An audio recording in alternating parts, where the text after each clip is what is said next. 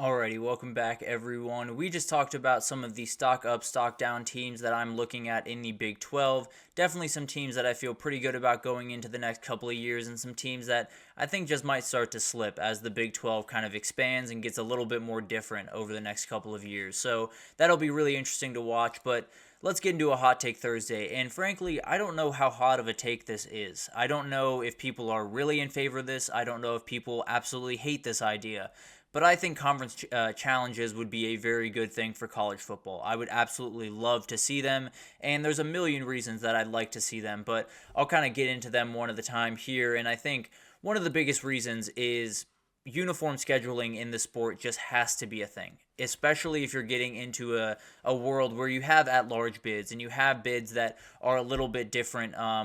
You have to compare totally different resumes to each other. The reality is you need a way to kind of give a moniker to these teams. You need a way to make sure these teams kind of understand that you can't lose, 3 games in the SEC and always benefit. You can't lose one game in the Big 10 or Big 12, and always benefit. There has to be some type of moniker to get us to be able to show who's the best team, who's the worst team, how did these teams match up to each other conference to conference.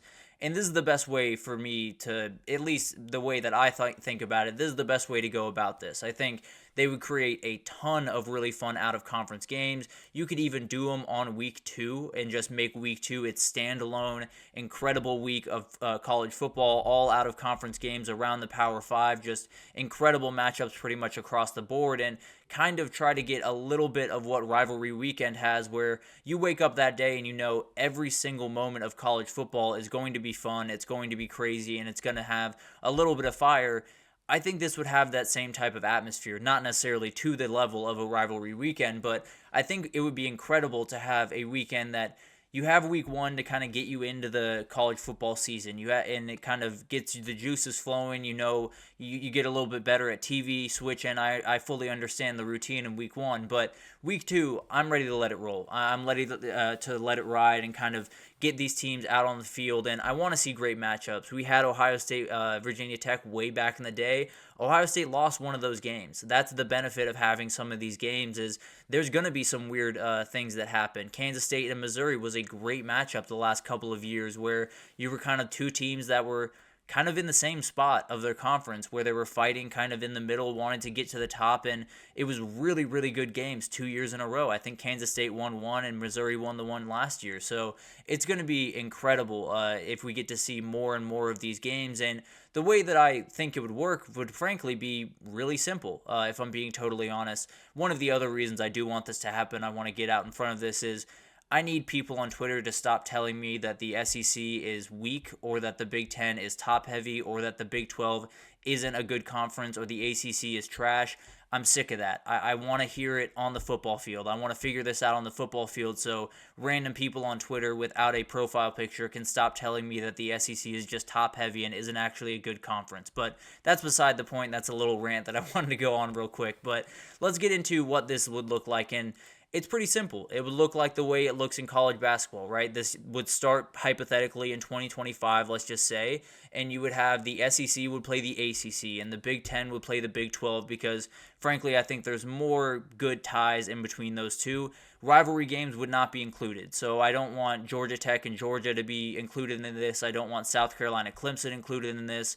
I want these teams to be number 1 against number 1 from last year. So I want Georgia against Clemson, or Georgia against Florida State from the year before, because that's a cool matchup. That would be an electric matchup, a matchup that we haven't seen in a really long time. Frankly, I can't remember the last time that Georgia played Florida State. So it'll be really fascinating to see some of the matchups that we would get, and I think week 2 would just be the perfect time to do it. You get that buffer in week 1. You get that buffer before conference championship,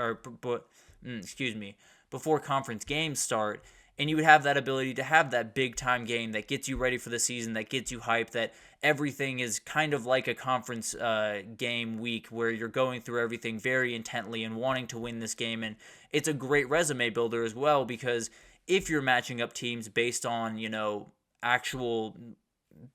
based on difficulty, and you're making sure that these guys are matched based on their rank, and it's not, Georgia playing Georgia Tech and very lopsided matchups essentially, then at least you're having you have a moniker to go by. Say, if Purdue beat, I'm trying to think of a good one. If Purdue beat Syracuse, that's kind of the equivalent to a matchup of Texas playing Clemson or something like that. It's a loose example, but the reality is it would add more of these really cool games. It would add more games that we don't see, like Miami against Rutgers. When was the last time that you guys remember really caring about a Miami-Rutgers game? But it could happen in the future, and I think there's a number of games we can point to in the past that have been these fantastic atmospheres and fantastic games.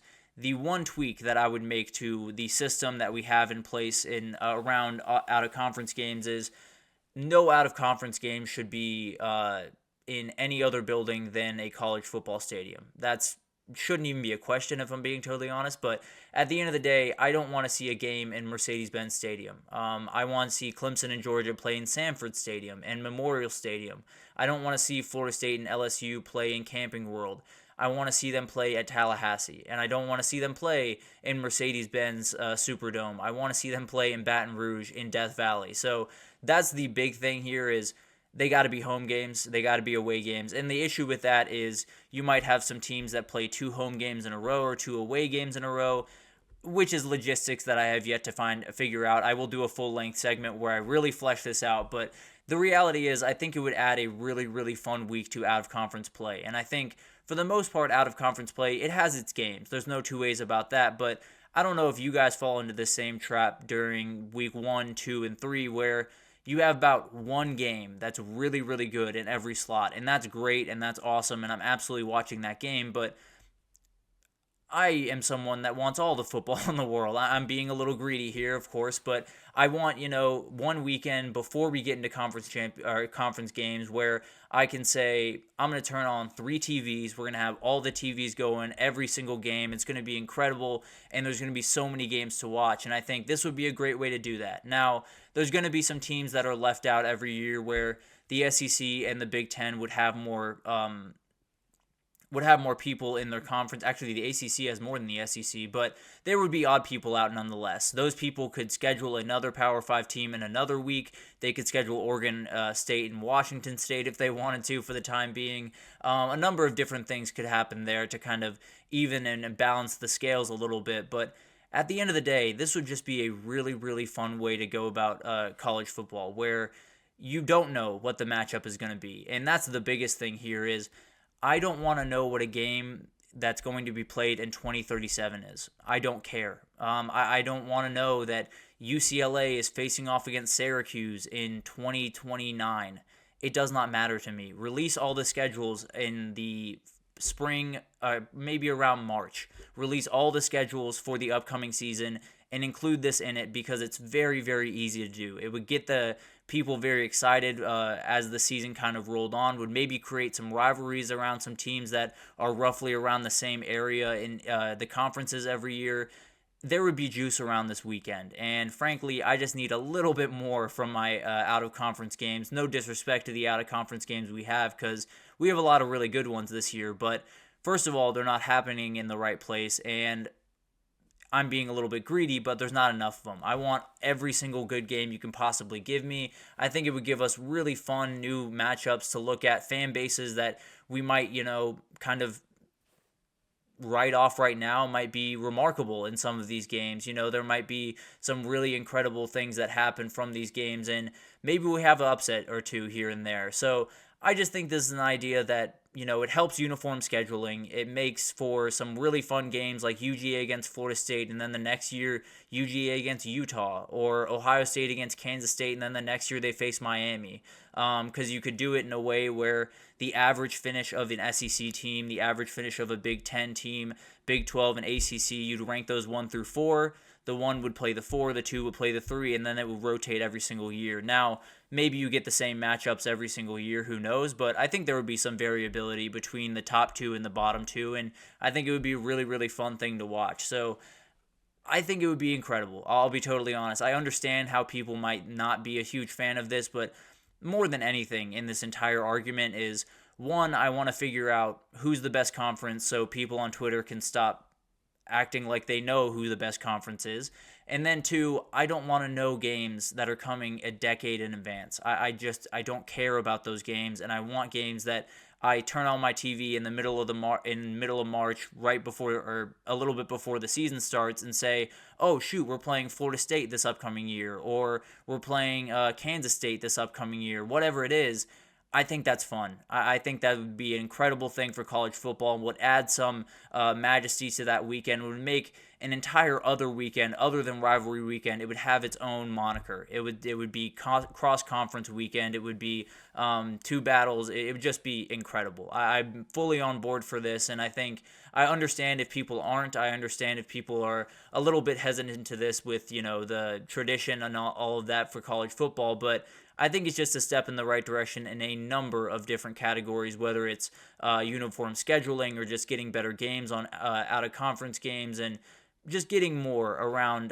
the early parts of the college football season. So big fan of that. I think it would be a very, very cool thing to see. But at the end of the day, we'll see what happens. I don't necessarily know if this idea has been kicked. It's probably been kicked around a time or two, but it sounds like it's not necessarily gaining too much traction. But if I have anything to say about it, this will be a part of the future of college football. But that'll do it for this edition of the GSMC College Football Podcast, brought to you by the GSMC Sports Network. Your support means a lot to us, so please remember to subscribe to the show, leave a positive review. It does make a huge difference for us. Also, follow us on Facebook, Twitter, TikTok, Instagram, all of the social pages for all of the content and updates you could possibly need. We just have incredible people doing really, really good work across every single sport you could possibly want. So anything in the world of sports, come on over to GSMC and we have you totally covered. But thank you once again for listening, and I will see you guys tomorrow.